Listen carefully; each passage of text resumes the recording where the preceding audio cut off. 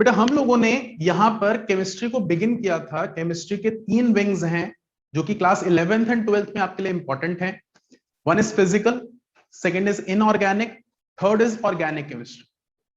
जहां पर हम फिजिकल से बिगिन कर रहे हैं और हमारा सबसे पहला चैप्टर है some basic concepts of chemistry या some basic compounds of chemistry. इस चैप्टर के अंदर हम लोग बहुत सारी चीजें जो क्लास 9th के अंदर हमें सिखाई गई हैं उसका ब्रीफ अप करते हैं, क्योंकि वही हमारा बेस है केमिस्ट्री को पढ़ने का। वहां पर हम लोगों ने जब डिस्कशन शुरू करी तो सबसे पहले हमने मैटर की बात करी। मैटर को क्लासिफाई कैसे किया जा सकता है, उसकी classification on the basis of state पढ़ी, फिर उसकी classification on the basis of particle पढ़ी, और फिर हमने ये समझा कि नेचर के अंदर कोई भी स्पीशीज जो एग्जिस्ट करता है उसकी रिप्रेजेंटेशन केमिस्ट्री ने हमें कैसे सिखाई। तो हम लोगों ने किसी भी स्पीशीज को इस ढंग से डिनोट किया, जहां पर हमारी एक्स था उसका सिंबल, लास्ट क्लास में बात हुई थी, और जेड था हमारा एटॉमिक नंबर।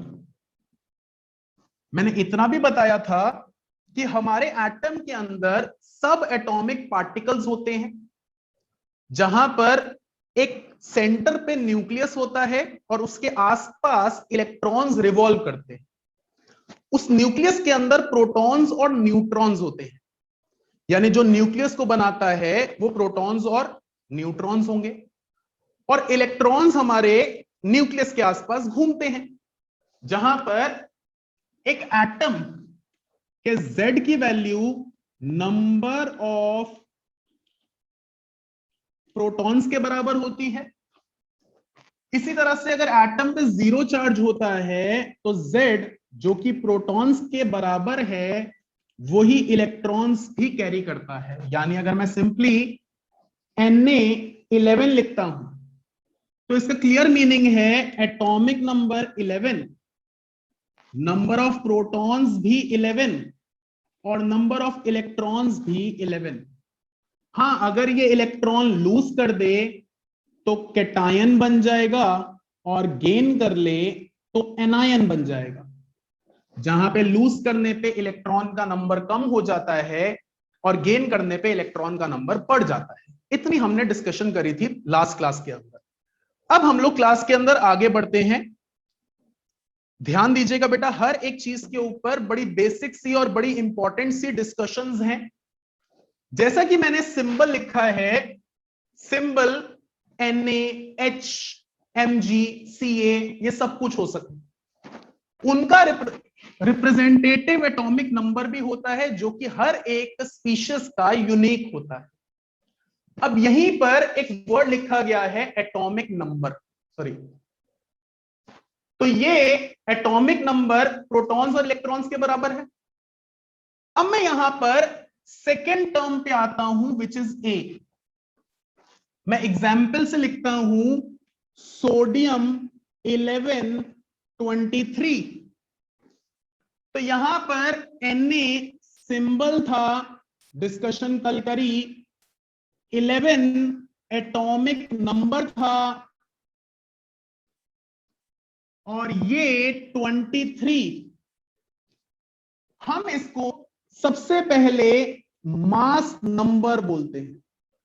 ये बड़े सारे नामों से रिप्रेजेंट होता है और बहुत स्ट्रॉन्ग आइडेंटिटी कैरी करता है। मैंने यहां पे लिखा मास नंबर। ये बताता है that mass number is sum of protons and neutrons. Mass number is sum of protons and neutrons. मैं ऊपर के एग्जाम्पल को लेकर आता हूं। मैंने लिखा सोडियम 1123। यहां पे मुझे पता चला Z is 11, number of protons are also equal to 11। अब यहां पर आज मैंने एक नई चीज सीखी, A which is mass number is equal to 23. यहां पर A नंबर ऑफ प्रोटॉन्स और नंबर ऑफ न्यूट्रॉन्स के सम के बराबर होगा, तो मैं जरूर 23 is equal to 11 plus number of neutrons बता सकता हूं सोडियम में 12 है। तो मैं एक सिंबल परफेक्ट रिप्रेजेंटेशन से बता सकता हूं आपको कि मेरे पास कितने कितने सब एटॉमिक पार्टिकल्स हैं। वो सब एटॉमिक पार्टिकल्स में प्रोटॉन्स भी आते हैं, न्यूट्रॉन्स भी आते हैं और इलेक्ट्रॉन्स भी आते हैं। जहां पर अगर इस पे कोई चार्ज नहीं है तो इलेक्ट्रॉन्स भी कितने 11 होते हैं। आई होप इतनी बात क्लियर होती है। Yes sir. अब इससे हम लोग आगे बढ़ते हैं। देखना बेटा, चीजें ना अब बड़ी हुई, हम आगे बढ़ते हैं और इस मास नंबर को बहुत सही ढंग से रिप्रेजेंट करते हैं। समझिएगा बेटा, मास नंबर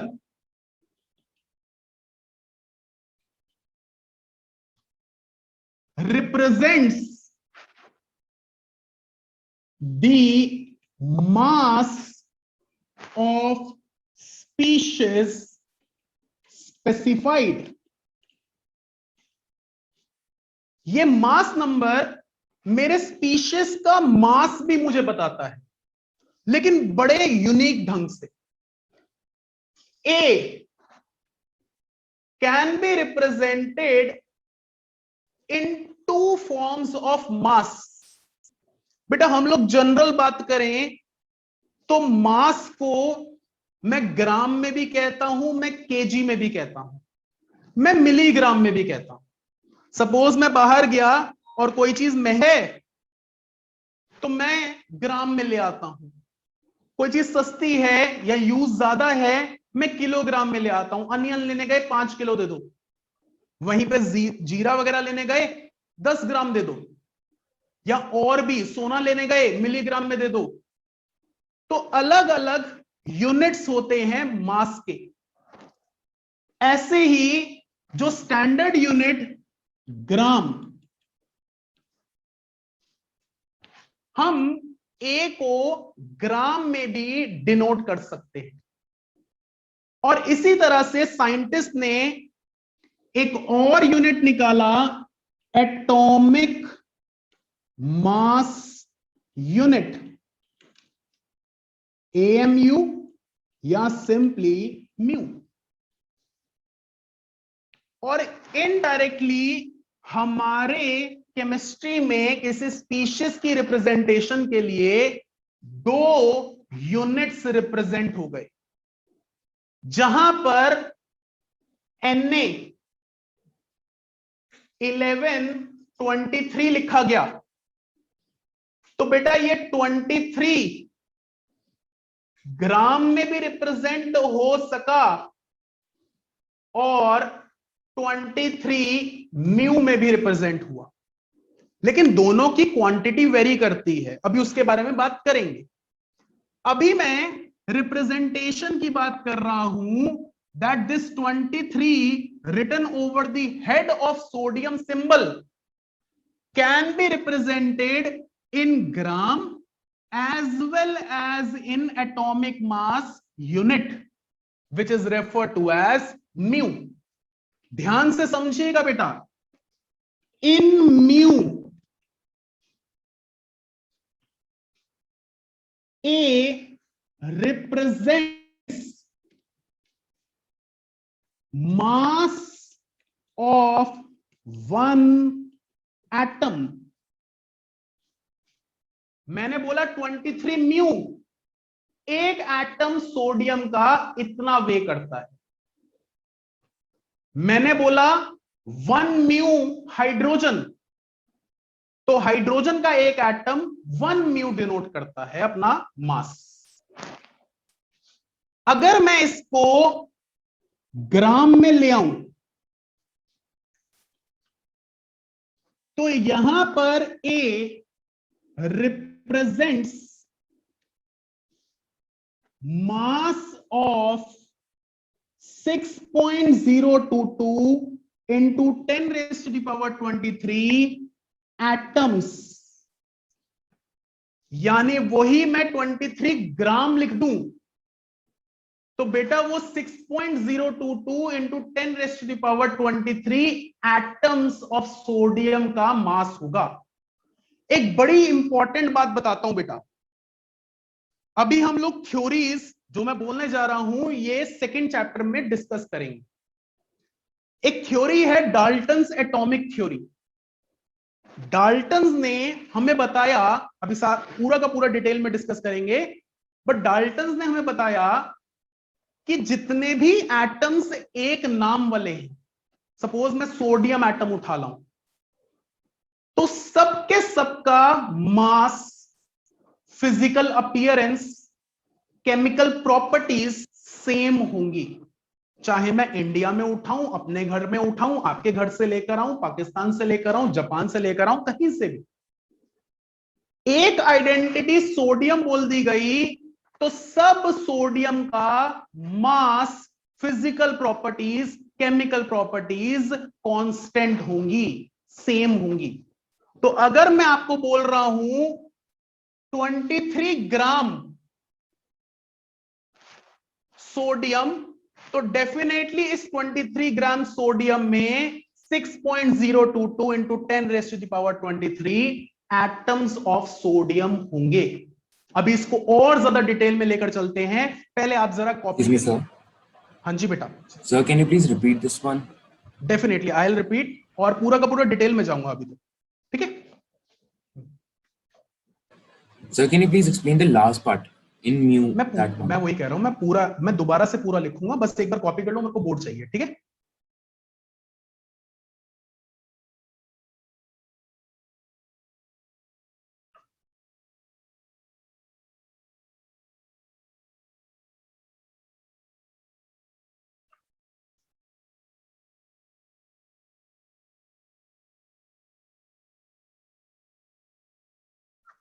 आप एक बार बोर्ड कॉपी कर लीजिए, अभी तो मैंने बिगिन करा है ये टॉपिक, और बहुत डिटेल में हम लोग इसकी बात करेंगे क्योंकि ये यूज होगा थ्रू आउट। तो जो कॉपी करना है बोर्ड पर आप एक बार कॉपी कर लीजिए, मुझे रफ करने का मौका मिल जाएगा।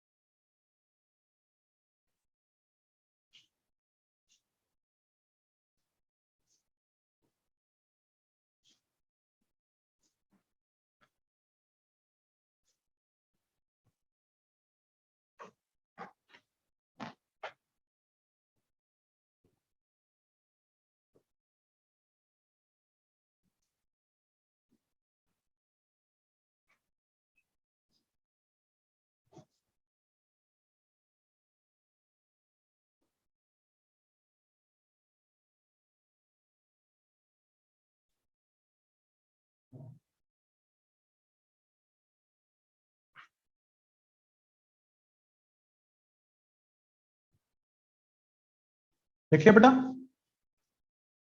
Yes sir.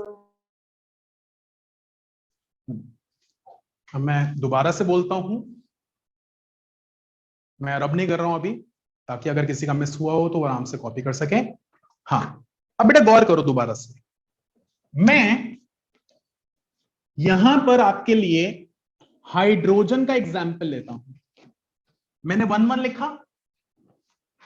अब यहां पर हर एक चीज अपने लिए बहुत कुछ इंपॉर्टेंस कैरी करती है, where H stands for symbol of hydrogen, this 1 stands for atomic number यानी Z ऑफ हाइड्रोजन। वही ये Z बता पा रहा है नंबर ऑफ प्रोटॉन्स 1 है और नंबर ऑफ इलेक्ट्रॉन्स भी 1 है। ऊपर का 1 सबसे पहली बात ये बताता है मास नंबर, जिसको मैं A से डिनोट करता हूं। आज मास नंबर भी 1, number of protons plus number of neutrons का सम है 1 is equal to 1 plus number of neutrons, number of neutrons आए 0। ये मैंने कैरेक्टरिस्टिक्स लिख दिए आपके हाइड्रोजन के, कि 1 1 हाइड्रोजन रिप्रेजेंट करके बता रहा है मास नंबर और एटॉमिक नंबर, जिसकी वजह से नंबर ऑफ प्रोटॉन्स, इलेक्ट्रॉन्स और न्यूट्रॉन्स मेरे पास आ गए। अब आती है एक इंपॉर्टेंट बात जिसको समझना बहुत जरूरी है, जिसको समझने के लिए आप मेरे से पूछ रहे थे, उसके बारे में करते हैं बात। बेटा ये 1, इस 1 को मैं 2 तरीके से रिप्रेजेंट कर सकता हूं, as 1 mu and as 1 gram. Definitely gram and mu has relation. आप बोलते हो ना 1 kg is equal to 1000 gram, तो उन दोनों के बीच में रिलेशन है। ऐसा ही 1 ग्राम और 1 म्यू में भी रिलेशन। लेकिन पहले हम इसको देखें तो सही। 1 can be written as 1 mu as well as 1 gram, लेकिन 1 म्यू होगा mass of 1 atom of hydrogen, और इसी तरह से 1 ग्राम होगा mass of 6.022 into 10 raised to the power 23 atoms of hydrogen. यानी जो हाइड्रोजन के ऊपर हेड पे लिखा गया है, मैं उसको ग्राम में और म्यू दोनों में रिप्रेजेंट कर सकता हूं। अब बेटा पूछो डाउट।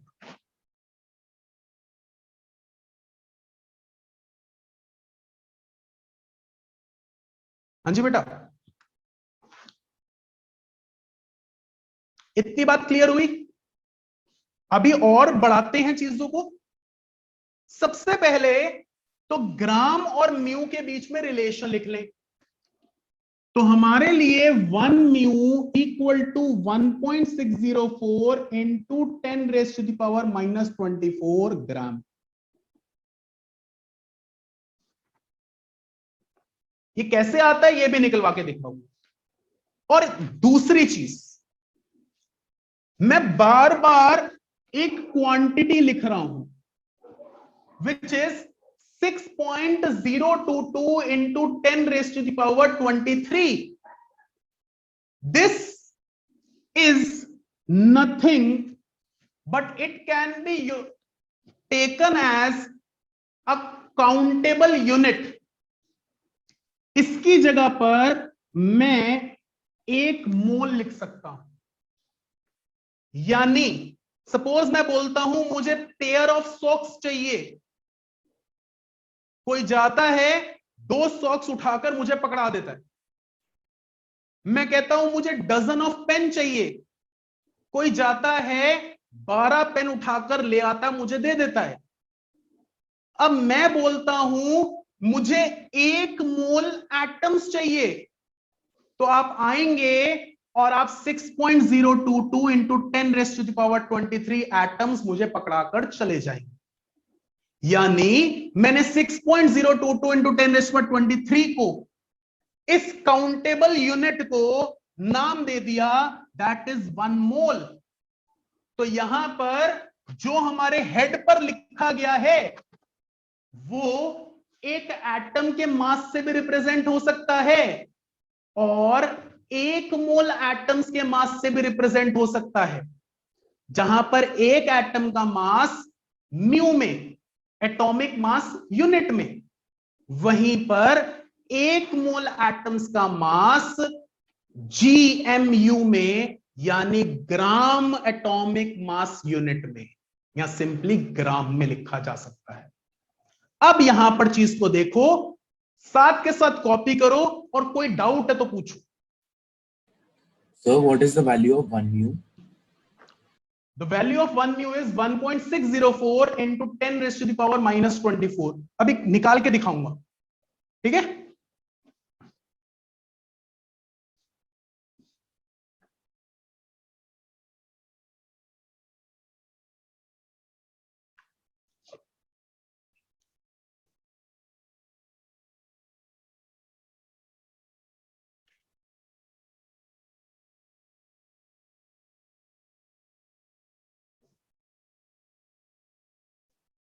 बेटा कहीं पर भी छोटे से छोटा डाउट क्यों ना हो, हेजिटेट करे बिना पूछना, कोई भी डाउट नहीं रखना, क्योंकि बहुत बेसिक है और यही पूरा का पूरा बेस बिल्डअप करेगा। एक एक छोटी से छोटी चीज आपका इतना स्ट्रॉन्ग बेस बिल्डअप कर देगी कि आप लोग सब बाकी अपने फ्रेंड से अलग खड़े होंगे। बट कोई भी डाउट मत छोड़ना, मुझे कोई दिक्कत नहीं है मेरे कंसेप्ट में 2 की बजाय 10 क्लासेस लगे, I am ready to. But कहीं पर कोई भी छोटे से छोटा डाउट क्रिएट मत करना, रखना मत अपने साथ, हेजिटेट करे बिना पूछना। सर हाँ जी बेटा। सर मेरे को इसमें डाउट नहीं है, पर आपने जो हाइड्रोजन का एग्जांपल दिया है सर, इसमें आपने जैसे मास निकाला तो उसमें सर जो न्यूट्रॉन्स हैं वो 0 रह गए। बिल्कुल। तो सर ये थोड़ा इररिलेवेंट नहीं हो जाएगा कि एक एटम में न्यूट्रॉन्स है ही नहीं? Hydrogen is the only species which has 0 neutron.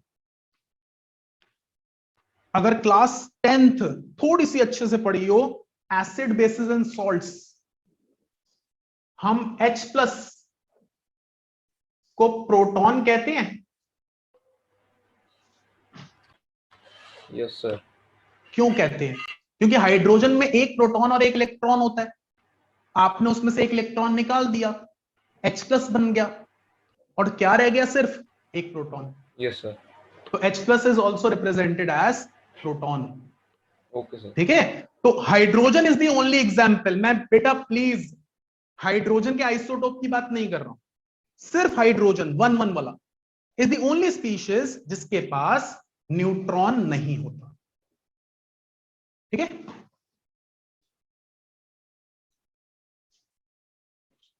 I hope ये चीज कॉपी कर लिए बेटा। Yes sir.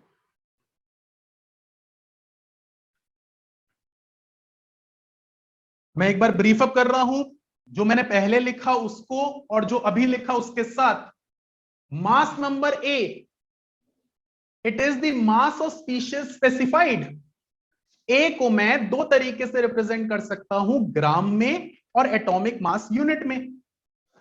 जहां पर एटॉमिक मास यूनिट में डिफाइन होगा तो वो एक एटम का मास है, और जहां पर ग्राम में रिप्रेजेंट होगा तो वो 6.022 इंटू 10⁻23 एटम्स का मास है। यानी यहां पर हमने इसको एक आइडेंटिटी दे दी, वो आइडेंटिटी है हमारे लिए 1 मोल। तो मैं सिंपली कह सकता हूं कि हेड पर जो चीज लिखी गई है अगर उसको मैं ग्राम में ले रहा हूं तो वो 1 मोल स्पीशीज का मास है, और म्यू में ले रहा हूं तो वो एक एटम का मास है। अभी और एग्जांपल्स ले रहा हूं, टेंशन वाली बात नहीं।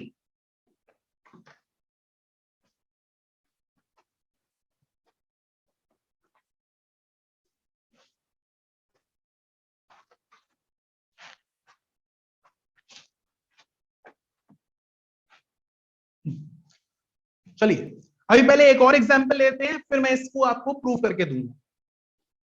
मैं यहां पे लिखता हूं कैल्शियम 40-20। अब बेटा मैं प्रोटॉन इलेक्ट्रॉन न्यूट्रॉन नहीं निकालता, मैं सीधा का सीधा 40 को लिख रहा हूं। तो बेटा 40 को मैं 40 म्यू लिखता हूं, तो ये एक एटम ऑफ कैल्शियम का मास हो गया। और इसी तरीके से 40 ग्राम लिखता हूं, तो ये 1 मोल एटम्स ऑफ कैल्शियम का मास हो गया। कोई मुझे कहता है सर हाइड्रोजन और कैल्शियम को कंपेयर करो, तो बेटा एक एटम का मास 1 म्यू और 40 म्यू, या 1 मोल का मास 1 ग्राम और 40 gram. The ratio is 1:40 by mass.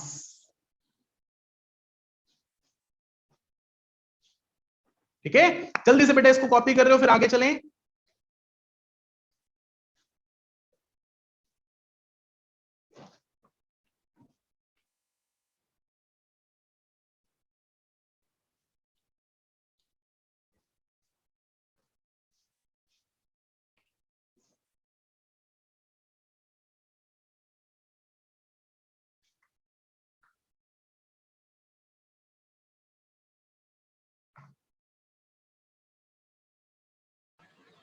Sir, what is the full form of MAU?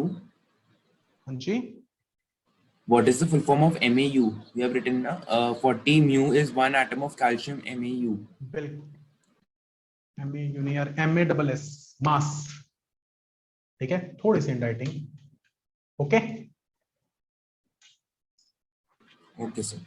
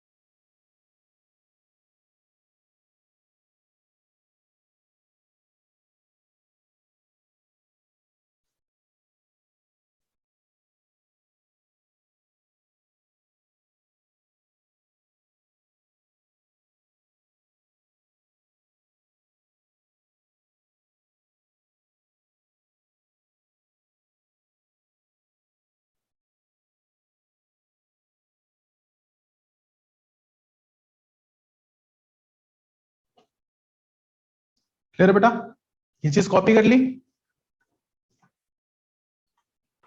Yes sir. बस अब आगे बढ़ते हैं जरा, और इसको मैं जरा रब कर दूं, डिस्कशन कर सकें। और मैं आपके सामने इसको जरा प्रूफ करके दिखाता हूं, बड़ा बेसिक सा है प्रूफ। मैं हाइड्रोजन का एग्जांपल ले लूं 1,1, तो मैंने खुद लिखा 1 ग्राम कितने एटम्स का मास सर, 1 मोल एटम्स का मास। मैंने कहा बेटा इसका मतलब आप कहते हो 6.022 इंटू 10⁻23 एटम्स का मास। अभी एक और चीज बताऊंगा, इसको एक नाम दूंगा। 1 ग्राम मास इतने सारे एटम्स का मास है, तो 1 डिवाइडेड बाय 6.022 इंटू 10⁻23 कितने एटम्स का मास होगा? एक एटम का। और मैंने आपको सिखाया कि एक एटम के मास को मैं क्या लिख सकता हूं, 1 म्यू। तो अपने आप में 1 डिवाइडेड बाय 6.022 इंटू 10⁻23 ग्राम एक म्यू के बराबर हो जाएगा। और इसको जब आप कैलकुलेट करोगे तो 1.604 इंटू 10⁻⁻24 ग्राम होगा 1 म्यू के बराबर। ठीक है, तो यहां से ये चीज आती है। और जैसे कि मैंने बोला, मैं इसको एक नाम दूंगा बेटा,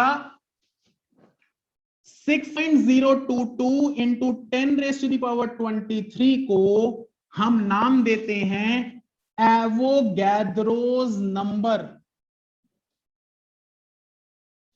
जिसको मैं एन कैपिटल ए सब्सक्रिप्ट भी लिख सकता हूं। बेटा स्मॉल ए सोडियम होता है, मैंने कैपिटल ए लिखा है एवोगैद्रोस नंबर। इसके पीछे एक लॉ है जो कि अभी आगे लेटर ऑन क्लासेस में हम सीखेंगे। यहां पर 6.022 इंटू 10⁻23 यूनिट्स को अगर मैं काउंट करूं तो मैं उसको एक एवोगैद्रो बोलता हूं, और उस यूनिट को मैं एक मोल भी बोलता हूं। यानी अगर मैंने बोल दिया मेरे पास 1 मोल चार्जर है, तो समझ जाना मेरे पास 6.022 इंटू 10⁻23 नंबर ऑफ चार्जर्स हैं। या मैं बोल सकता हूं मेरे पास 1 एवोगैद्रोस नंबर्स ऑफ चार्जर्स हैं। जल्दी से बेटा इसको कॉपी कर रहे हो।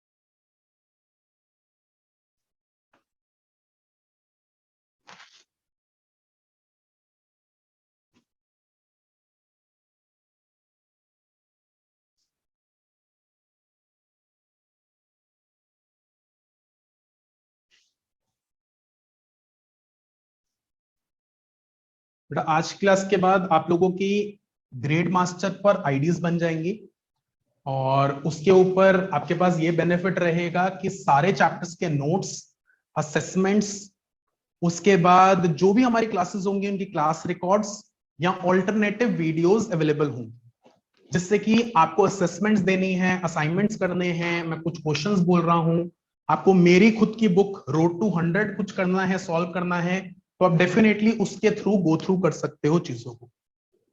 ठीक है, और इसी के साथ मैं मंडे को सेकंड बैच इंट्रोड्यूस कर रहा हूं केमिस्ट्री का, जो कि टेंटेटिव टाइम 4 to 5 रहेगा, मेरे स्टेटस पे रहेगा अपडेटेड। तो वो बिल्कुल बिगिनिंग से स्टार्ट होगा। और वैसे तो आज भी मैंने मतलब परसों वाली क्लास में बहुत ज्यादा चीजें नहीं की थी, तो उसकी फर्स्ट क्लास आपको यूट्यूब पे मिल ही जाएगी। बाकी नया बैच है, तो अगर किसी के फ्रेंड वगैरह ने ज्वाइन करना है तो मैं अब उनको इस बैच में नहीं लेके आ पाऊंगा, तो मैं उनको नए वाले बैच के अंदर MWF में लेकर चल सकता हूं।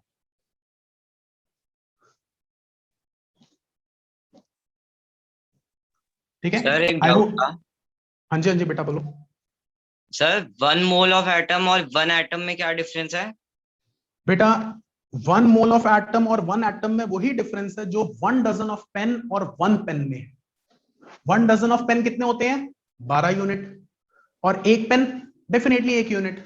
इसी तरह से अगर मैंने बोला 1 मोल ऑफ सोडियम, यानी we are talking about 6.022 into 10⁻23 atoms of sodium, और मैंने बोला 1 sodium atom, we are talking about just 1 atom.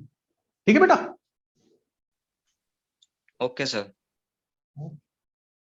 मैं ये चीज रब कर रहा हूं, आई होप सबने कॉपी कर ली है। और अब थोड़ा सा मोल के बारे में डिस्कशन करेंगे।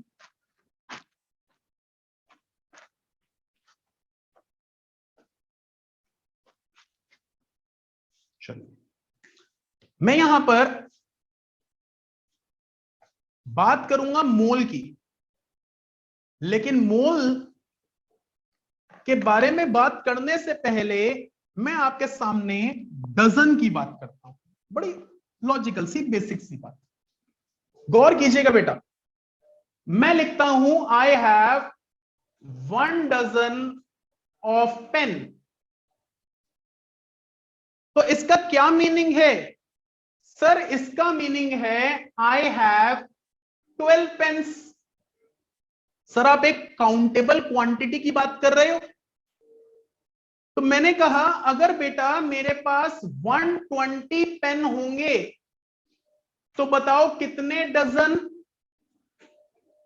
तो सिफत ने कहा sir very easy, they will be 10 dozen. मैंने कहा कैसे निकाला? कहती है सर आप हमारे मैथ्स पे शक कर रहे हो, number of dozen is equal to total pen divided by pen in 1 dozen. Sir आप मुझे 1200 पेन भी दे दोगे तो मैं डिवाइड बाय 12 करके आपको बता दूंगी कि आपके पास 100 डजन पेन है। तो ऐसा ही आपने मुझे जब 120 पेन दिए, मैंने बता दिया मेरे पास 10 डजन पेन है। इतनी बात समझ में आती है? अब इसी तरह से मैं वर्ड लिखता हूं mole. Here 1 mole stands for 6.022 into 10 raised to the power 23 particles. Beta, right now anything which is countable can be represented with mole. मेरी शर्ट्स काउंट कर सकते हैं ना? मेरा वार्डरोब खोला, सर शर्ट्स काउंटेबल है, डेफिनेटली मैं उसको मोल में रिप्रेजेंट कर सकता हूं। पेन मोल्स में रिप्रेजेंट हो सकते हैं, एटम्स मोल्स में रिप्रेजेंट हो सकते हैं, मॉलिक्यूल्स मोल्स में रिप्रेजेंट हो सकते हैं, इलेक्ट्रॉन्स, प्रोटॉन्स, न्यूट्रॉन्स मोल्स में रिप्रेजेंट हो सकते हैं, जिनको आप काउंट कर सकते हो, क्योंकि अभी तो मैं बेसिक बात कर रहा हूं, अभी इससे आगे भी पढ़ेंगे। तो anything which is countable can be represented with mole. तो जैसा मैंने डजन का छोटा सा फॉर्मूला बनाया, वैसे ही नंबर ऑफ मोल्स का फॉर्मूला बन जाता है। Number of moles is equal to total number of particles divided by particles in 1 mole. इसको लिखिए तो sir total number of particles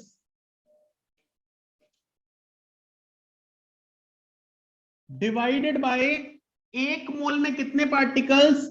sir 6.022 into 10 raise to the power 23, या simply sir total number of particles को NP लिखो और 6.022 into 10 raise पर 23 को capital N A लिखो। यानी the total number of particles जिनकी मैं बात कर रहा हूं divided by Avogadro's number 6.022 into 10 raise to the power 23। तो यहां पर हमने छोटा सा फॉर्मूला निकाल लिया नंबर ऑफ मोल्स कैलकुलेट करने का, या अगर नंबर ऑफ मोल्स गिवन हो तो नंबर ऑफ पार्टिकल्स कैलकुलेट करने का। जल्दी से बेटा कॉपी करेंगे।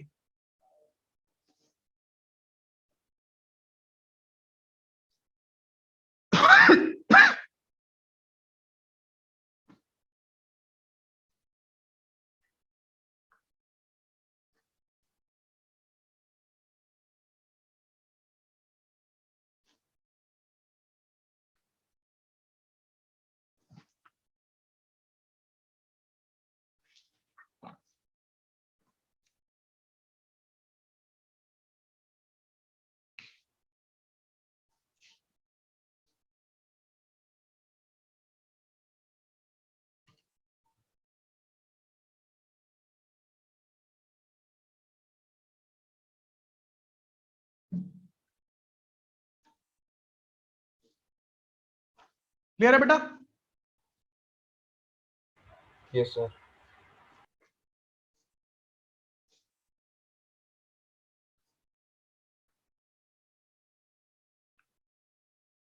अब मैं एक छोटा सा क्वेश्चन लिखता हूं। Calculate total number of particles in 100 mole of hydrogen atoms।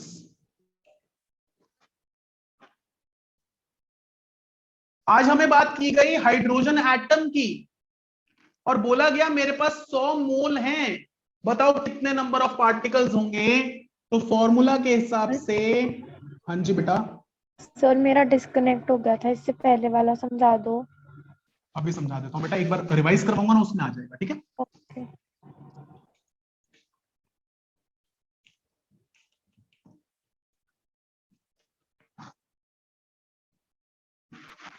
तो यहां पर आज टोटल नंबर ऑफ मोल्स कितने हैं? 100।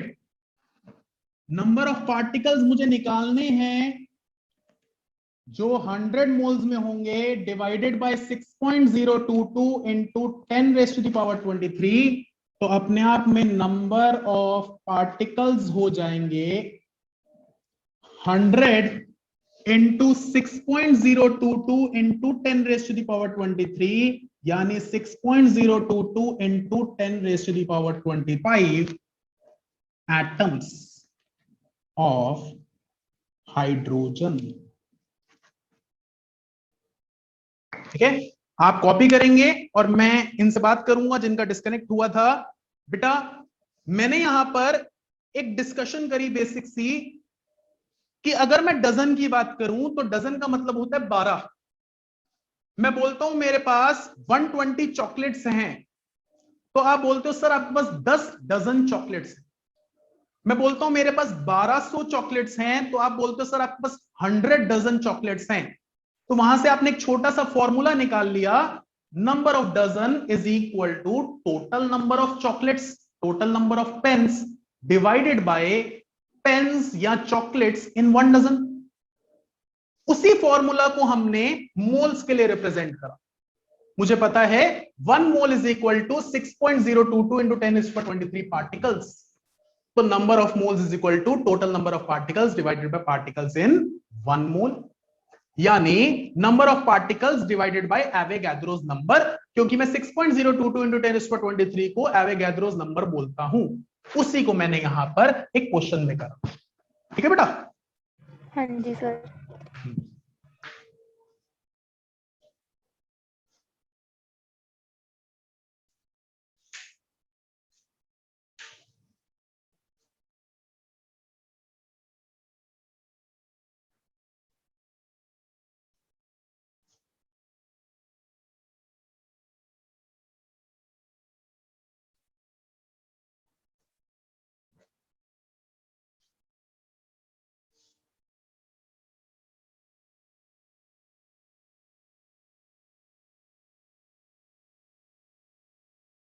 आप लोग कॉपी कर रहे हो और इतनी छोटी सी इंफॉर्मेशन दे रहा हूं जहां पर अभी मतलब जैसे क्लास खत्म होगी तो जिस जगह से आपको लिंक मिला है, चाहे मैंने सेंड करा है, चाहे ब्रॉडकास्ट से आया है, चाहे किसी रिप्रेजेंटेटिव ने सेंड करा है, चाहे किसी सेंटर से सेंड हुआ है, आप प्लीज उनको अपनी प्रेजेंस मार्क कर देना कि आई अटेंडेड द क्लास, ताकि एटलीस्ट हम लोगों को आपको असाइनमेंट्स या असेसमेंट्स देने में आसानी होगी। आज से आपके असेसमेंट्स आपके पास आना शुरू हो जाएंगे, क्योंकि आज हमने एक छोटा सा टॉपिक करा है जिसको हमें यूटिलाइज करना काफी इंपॉर्टेंट है।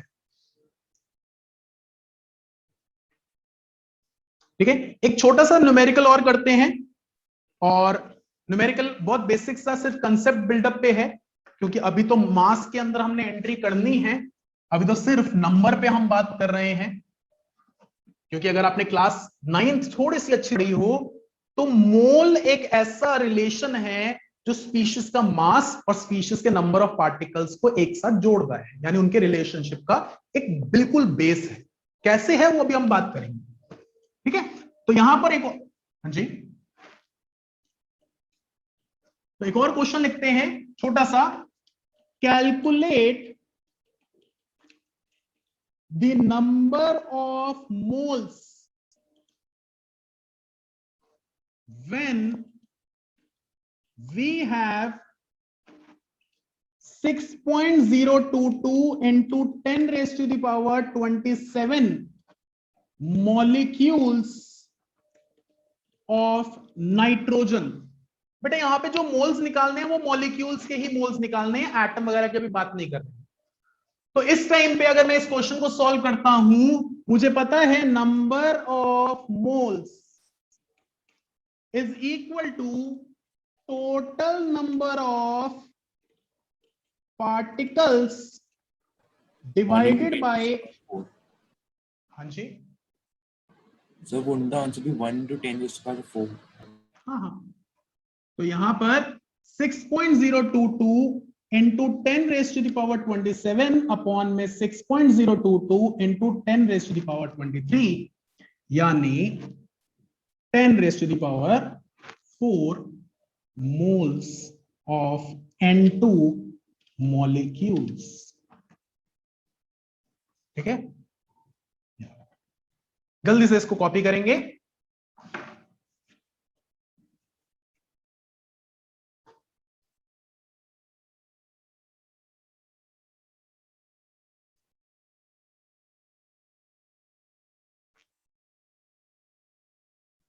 जब तक आप लोग कॉपी कर रहे हैं, एक छोटी सी स्टेटमेंट दे रहा हूं बेटा। It might be very early to begin with class 11th, but ये चीज आपके लिए बहुत बड़ा बेनिफिट बनकर आगे आएगी। पहली चीज, you are very much sure कि आपने साइंस लेनी है। Secondly, you will be a nearly 1 or 1.5 months ahead of very different number of people or students. तो ये 1 से 1.5 महीना आपके बेस को नर्चर करने के लिए बहुत बेनिफिशियल साबित होने वाला है। बड़ी सिंपल सा लॉजिक है, बड़ी सिंपल सी कहानी है बेटा। मेरे को अगर खाना दिया जाए और मैं 3 दिन में उस खाने को खाता हूं, और मुझे एक बार ही दे दिया जाए पूरा का पूरा 3 दिन का खाना खाने के लिए, देयर इज अ पॉसिबिलिटी मैं वॉमिटिंग करूंगा। तो आप इस 1 महीने को, इस 15 दिन को, इस 20 दिन को, इस 1.5 महीने को अपने लिए बहुत बड़ा बेनिफिट मानना, क्योंकि इसके अंदर जो डिटेल के अंदर आपका बेस बनेगा, that will be very very very beneficial. और इनफैक्ट ये वीडियो अगर कोई भी देख रहा है या आप अपने फ्रेंड्स के साथ भी डिस्कशन करेंगे, तो साइंस वाला बच्चा डेफिनेटली मैं उसको रिक्वेस्ट करता हूं आपके थ्रू कि बेटा जितनी जल्दी आप अपनी साइंस को सोचकर शुरू करते हो, उतना आपके साथ एक्स्ट्रा क्वेश्चंस, डिटेल्ड कंसेप्ट, अच्छे तरीके से एक एक चीज को एक्सप्लेन करना, एक्सप्रेस करना हमारे लिए बढ़ जाता है। And the more time we will getting, the best benefit will be providing to you. तो ये चीज आपके लिए बहुत स्ट्रॉन्ग बून बनने वाली है, अभी से ही अपने आप को इस ढंग से नर्चर करना। ठीक है बेटा, तो यहां पे ये चीज को आप कॉपी कर लीजिए जल्दी से। इससे आगे नहीं बढ़ूंगा, लेकिन नेक्स्ट क्लास बहुत इंपॉर्टेंट होने वाली है। नेक्स्ट क्लास में हम मोल्स को मास के साथ रिलेट करेंगे और अपने आप में एक एक स्टेप करते करते करते करते आगे बढ़ेंगे, और अपने आप में चीजें बहुत इंपॉर्टेंट रहेंगी। हर एक क्लास काफी इंपॉर्टेंट है, प्लीज मिस मत करिएगा। नेक्स्ट क्लास आपके साथ मेरी ट्यूसडे को 5 to 6 PM होगी। ठीक है, और कोई भी परेशानी, कोई भी दिक्कत, तो नीचे स्क्रॉलिंग में मेरा नंबर जा रहा है, आप मुझे कॉल कर सकते हैं, व्हाट्सएप कर सकते हैं। WhatsApp will be more beneficial, क्योंकि वो मैं आंसर जल्दी दे सकता हूं। एट टाइम्स क्लासेस वगैरह में होते हैं तो नहीं आंसर मिल सकता फोन का, लेकिन व्हाट्सएप तो जरूर आंसर मिल जाता है जल्दी से। तो प्लीज कोई भी दिक्कत हो, कोई भी परेशानी हो, मुझे कॉल या मैसेज कर सकते हो। अदरवाइज अपने सेंटर रिप्रेजेंटेटिव्स को कॉल कर सकते हो, बात कर सकते हो। नेक्स्ट क्लास ट्यूसडे को 5 o'clock। ठीक है, चलिए कोई डाउट है तो पूछ लीजिए बेटा।